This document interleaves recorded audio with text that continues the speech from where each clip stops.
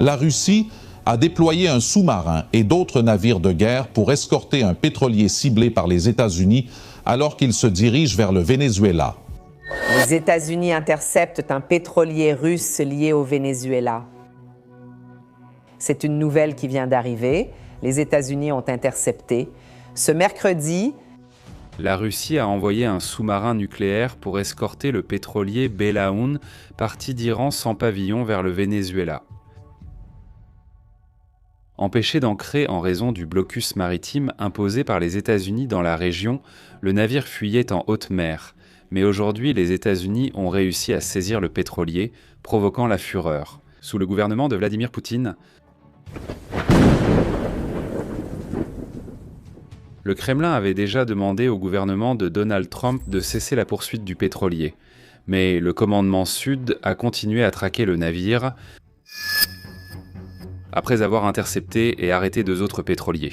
Les États-Unis ont poursuivi le Belaoun pendant plus de 2 semaines, accusant le Venezuela d'exporter illégalement du pétrole vers d'autres pays. Désormais, avec la détention du pétrolier et l'arrivée de l'escorte navale russe dans la région, le scénario géopolitique devient encore plus tendu et imprévisible. Soyez les bienvenus à Vie à la caserne.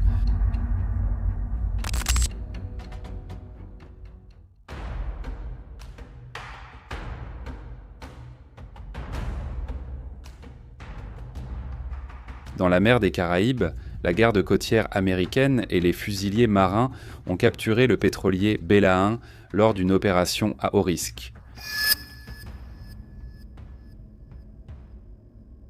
Des militaires ont débarqué d'hélicoptères en utilisant des cordes, prenant rapidement le contrôle du navire, tandis que des destroyers apportaient d'eux leur soutien à l'opération, positionnés avec leur système d'armement, prêts à intervenir en cas de résistance.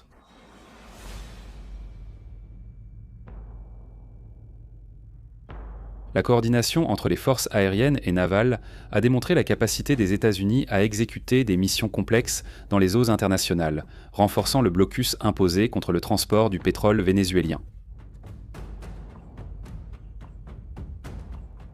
Le New York Times rapporte que les États-Unis affirment que le navire Belaoun naviguait sans pavillon valide, le rendant apatride.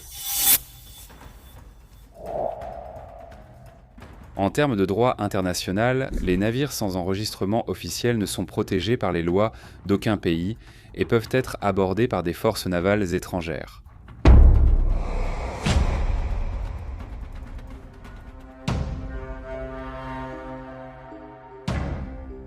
Cette situation a permis aux États-Unis de justifier la poursuite et la saisie du navire, en argumentant qu'il ne possède pas de souveraineté reconnue et qu'il serait donc vulnérable aux actions de contrôle international. Après le début de la poursuite, le Belaoun a tenté d'obtenir la protection de la Russie en peignant un drapeau russe sur sa coque et en informant par radio la garde côtière américaine qu'il naviguait sous l'autorité de Moscou. Le New York Times rapporte que le navire a récemment été inscrit au registre officiel des navires de la Russie, désormais sous le nouveau nom de Marineira, ayant pour port d'origine Soti, sur la mer Noire. Cette manœuvre visait à légitimer le navire et à compliquer l'action des États-Unis. Mais cela a éveillé des doutes sur l'authenticité de l'enregistrement et le lien réel du navire avec le gouvernement russe. Parallèlement, les États-Unis ont imposé des sanctions à 4 entreprises liées au secteur pétrolier du Venezuela, y compris à des pétroliers associés. Cette mesure fait partie de la stratégie visant à étouffer les réseaux de financement du chavisme, qui dépendent de l'exportation illégale de pétrole et du trafic international de drogue. Pour maintenir le régime actif, en ciblant directement les entreprises et navires impliqués. Washington cherche à couper le flux de ressources qui soutient la structure politique et militaire au Venezuela, affaiblissant ainsi sa capacité de résistance et réduisant son influence régionale.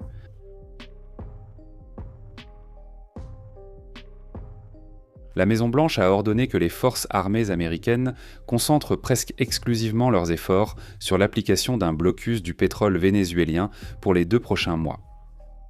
Cet ordre a été émis avant même la capture de Nicolás Maduro. Avec la déclaration de Donald Trump selon laquelle les États-Unis dirigeront l'avenir du Venezuela, le blocus maritime tend à s'intensifier. La vie à la caserne.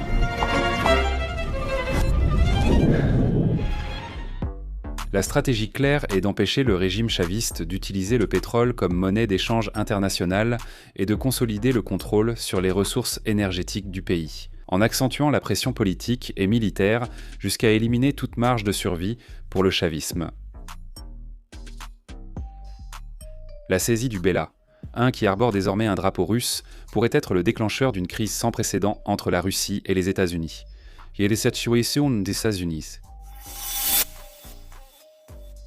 La relation entre Donald Trump et Vladimir Poutine a oscillé entre compréhension et confrontation directe, illustrant un « je t'aime, moi non plus ».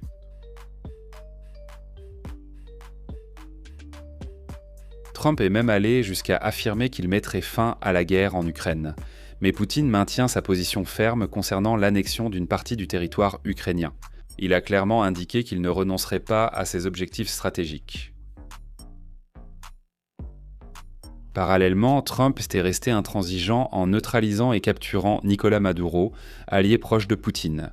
Cela montre que, malgré quelques rapprochements, il reste sur des positions opposées sur des questions cruciales.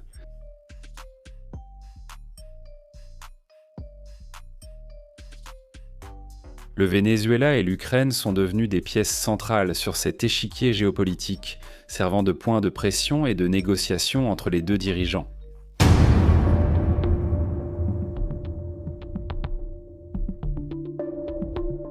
Derrière les déclarations publiques et les mouvements militaires, il y a des intérêts bien plus complexes en jeu. Le pétrole, le pouvoir, le positionnement stratégique et l'argent, voilà ce qui compte vraiment. Ces facteurs rendent la relation entre Trump et Poutine encore plus imprévisible, oscillant entre des moments de dialogue et de confrontation, toujours avec un impact direct sur la stabilité internationale et sur les pays qui finissent par servir de scène à cette lutte d'influence. En envoyant une flotte navale pour escorter un pétrolier en mer des Caraïbes, Vladimir Poutine fait preuve d'audace et de détermination, puisque la Russie est géographiquement très éloignée de la région.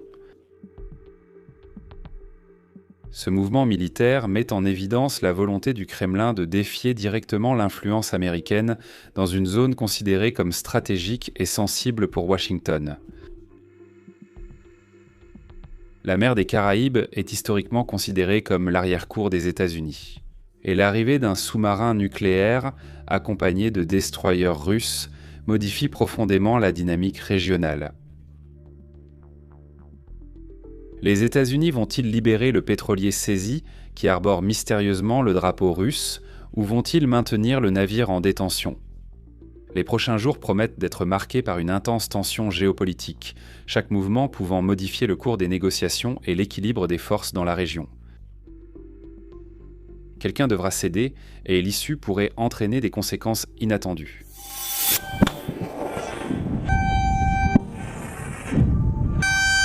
La ville de Brésil.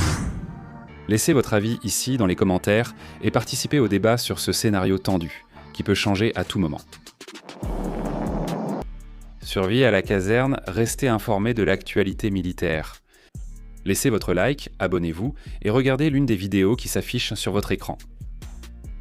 En avant, combattants, à la prochaine.